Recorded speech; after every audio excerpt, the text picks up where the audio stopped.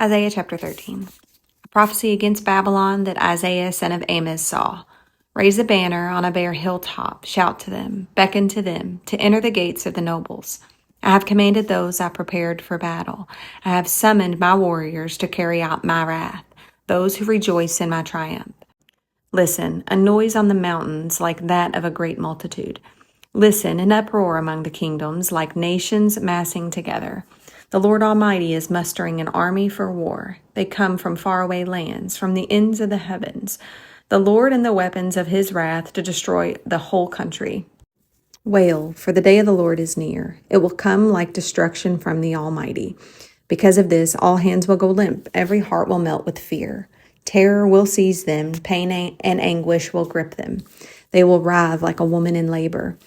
They will look aghast at each other, their faces aflame. See, the day of the Lord is coming, a cruel day with wrath and fierce anger, to make the land desolate and destroy the sinners within it. The stars of heaven and their constellations will not show their light. The rising sun will be darkened, and the moon will not give its light. I will punish the world for its evil, the wicked for their sins. I will put an end to the arrogance of the haughty, and will make humble the pride of the ruthless. I will make people scarcer than pure gold, more rare than the gold of Ophir. Therefore, I will make the heavens tremble, and the earth will shake from its place at the wrath of the Lord Almighty in the day of his burning anger. Like a hunted gazelle, like sheep without a shepherd, they will all return to their own people. They will flee to their native land. Whoever is captured will be thrust through. All who are caught will fall by the sword. Their infants will be dashed to pieces before their eyes. Their houses will be looted and their wives violated. See, I will stir up against them the Medes, who do not care for silver and have no delight in gold. Their bows will strike down the young men. They will have no mercy on infants, nor will they look with compassion on children. Babylon, the jewel of kingdoms, the pride and glory of the Babylonians, will be overthrown by God like Sodom and Gomorrah. She will never be inhabited or lived in through all generations. There no nomads will pitch their tents. There no shepherds will rest their flocks. But desert creatures will lie there, jackals will fill their houses. There the owls will dwell, and there the wild goats will leap about. Hyenas will inhabit their strongholds, jackals their luxurious palaces. Her time is at hand, and her days will not be prolonged. Chapter 14. The Lord will have compassion on Jacob. Once again, he will choose Israel and will settle them in their own land. Foreigners will join them and unite with the descendants of Jacob.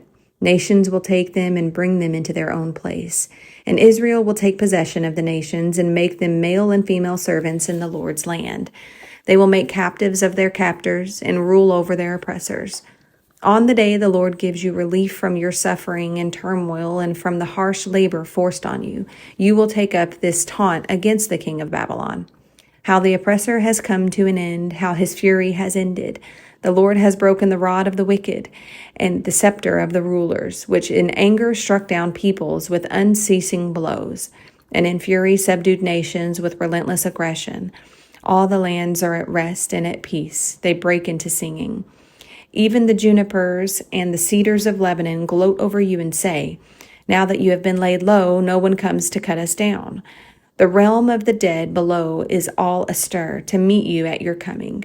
It rouses the spirits of the departed to greet you, all those who were leaders in the world. It makes them rise from their thrones, all those who were kings over the nations. They will all respond. They will say to you, you also have become weak as we are. You have become like us. All your pomp has been brought down to the grave, all along with the noise of your harps. Maggots are spread out beneath you, and worms cover you. How you have fallen from heaven, morning star, son of the dawn. You have been cast down to the earth. You who once laid low the nations, you said in your heart, I will ascend to the heavens. I will raise my throne above the stars of God. I will sit enthroned on the Mount of Assembly, on the utmost heights of Mount Zaphon. I will ascend above the tops of the clouds. I will make myself like the Most High. But you are brought down to the realm of the dead, to the depths of the pit. Those who see you stare at you. They ponder your fate. Is this the man who shook the earth and made kingdoms tremble? The man who made the world a wilderness, who overthrew its cities and would not let his captives go home?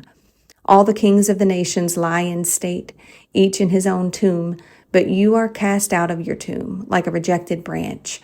You are covered with the slain, with those pierced by the sword, those who ascend to the stones of the pit.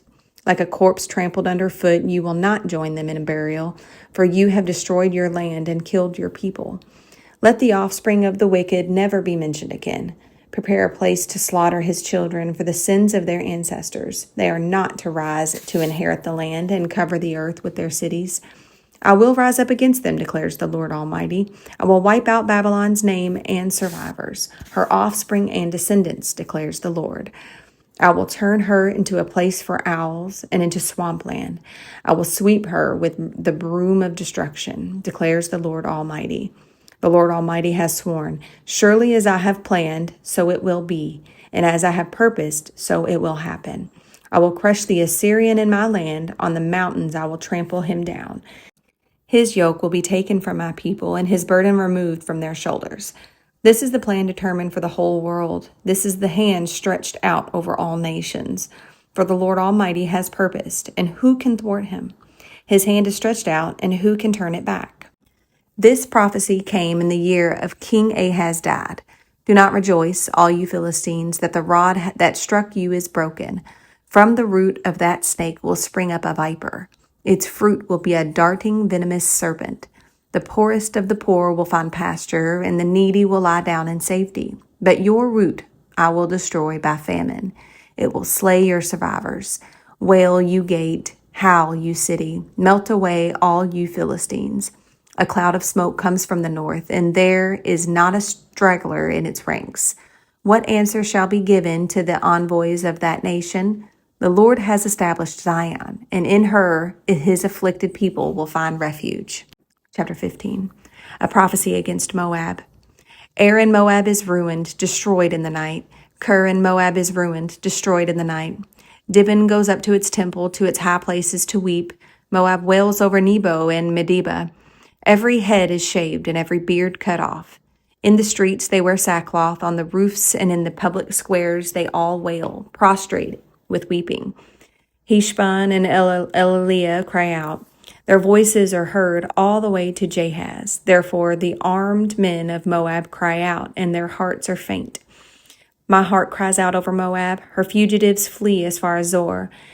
As far as Eglath Shelishiyah, they go up the hill to Luhith, weeping as they go. On the road to Horonaim, they lament their destruction. The waters of Nimrim are dried up, and the grass is withered.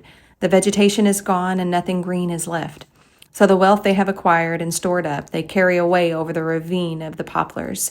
Their outcry echoes along the border of Moab. Their wailing reaches as far as Eglaim. Their lamentation as far as Beer Elim. The waters of Dimon are full of blood, but I will bring still more upon Dimon, a lion upon the fugitives of Moab, and upon those who remain in the land. Chapter 16. Send lambs as tribute to the ruler of the land, from Selah across the desert to the mountain of daughter Zion. Like fluttering birds pushed from the nest, so are the women of Moab at the fords of the Arnon. Make up your mind, Moab says. Render a decision. Make your shadows like night at high noon. Hide the fugitives. Do not betray the refugees. Let the Moabite fugitives stay with you. Be their shelter from the destroyer. The oppressor will come to an end, and destruction will cease. The aggressor will vanish from the land. In love, a throne will be established. In faithfulness, a man will sit on it. One from the house of David, one who in judging seeks justice and speeds the cause of righteousness.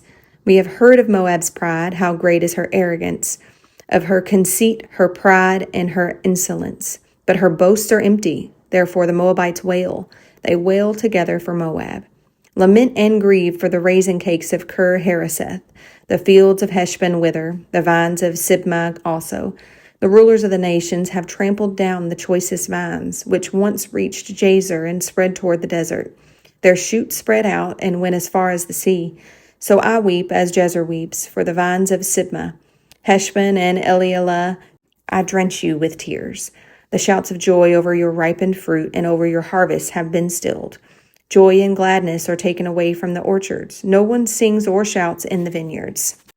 No one treads out wine at the presses, for I have put an end to the shouting. My heart laments for Moab like a harp, my inmost being for Kir Hareseth. When Moab appears at her high place, she only wears herself out. When she goes to her shrine to pray, it is to no avail. This is the word of the Lord has already spoken concerning Moab, but now the Lord says, within 3 years, as a servant bound by contract would count them, Moab's splendor and all her many people will be despised, and her survivors will be very few and feeble. Chapter 17. A prophecy against Damascus. See, Damascus will no longer be a city, but will become a heap of ruins. The cities of Aurora will be deserted and left to flocks which will lie down, with no one to make them afraid. The fortified city will disappear from Ephraim, and royal power from Damascus. The remnant of Aram will be like the glory of the Israelites, declares the Lord Almighty. In that day the glory of Jacob will fade, the fat of his body will waste away. It will be as when reapers harvest the standing grain, gathering the grain in their arms, as when someone gleans heads of grain in the valley of Rephaim. Yet some gleanings will remain, as when an olive tree is beaten, leaving 2 or 3 olives on the topmost branches, 4 or 5 on the fruitful boughs, declares the Lord, the God of Israel. In that day people will look to their Maker, and turn their eyes to the Holy One of Israel. They will not look to the altars, the work of their hands, and they will have no regard for the Asherah poles and the incense altars their fingers have made. In that day their strong cities, which they have left because of the Israelites, will be like places abandoned to thickets and undergrowth, and all will be desolation. You have forgotten God, your Savior. You have not remembered the rock, your fortress. Therefore, though you set out the finest plants and plant imported vines, though on the day you set them out, you make them grow, and on the morning when you plant them, you bring them to bud, yet the harvest will be as nothing in the day of disease and incurable pain. Woe to the many nations that rage. They rage like the raging sea. Woe to the peoples who roar. They roar like the roaring of great waters. Although the people roar like the roar of surging waters, when he rebukes them, they flee far away, driven before the wind like chaff on the hills, like tumbleweed before a gale. In the evening, sudden terror. Before the morning, they are gone. This is the portion of those who loot us, the lot of those who plunder us.